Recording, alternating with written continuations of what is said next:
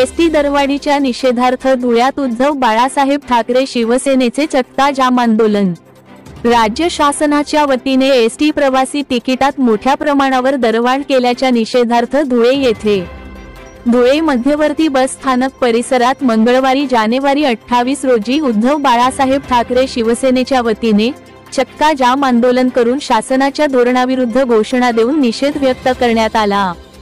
राज्य शासनाने गोरगरीब प्रवासाचे हित लक्षात न घेता एसटी दरवाढ करण्यात आल्यामुळे सर्वसामान्य प्रवाशांची लूट होत आहे। शासनाच्या धोरणाविरुद्ध उद्धव बाळासाहेब ठाकरे शिवसेनेच्या वतीने धुळे शहरातील बस स्थानक चौकात चक्का जाम आंदोलन करण्यात आले। यावेळी राज्य शासनाच्या विरुद्ध घोषणा देऊन तात्काळ एसटी दरवाढ रद्द करण्याची मागणी करून निषेध व्यक्त केला।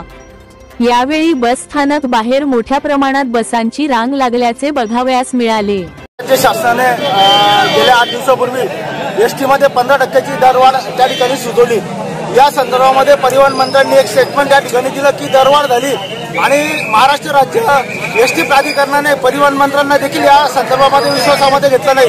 कालच महाराष्ट्र राज्याचे उपमुख्यमंत्री अजित पवार यांनी वार्ताहरांशी बोलताना सांगितलं की एसटीची अवस्था अत्यंत खराब असताना ही दरवाढ करणे अत्यंत चुकीचं आहे।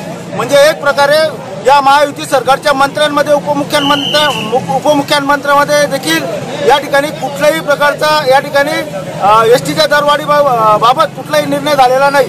15% दरवाढ ही अत्यंत अन्यायकारक आहे। एकीकडे संपूर्ण महिला वर्गांना त्या ठिकाणी एसटी बसेस त्या ठिकाणी फ्री करत असताना जे सर्वसामान्य नागरिक एसटीने प्रवास करतायत त्यांना 15% दरवाढ या ठिकाणी केलेली आहे। मुळातच संपूर्ण महाराष्ट्रामध्ये सर्वच्या सर्व एसटी डेपो हे भंगारामध्ये निघालेले आहेत।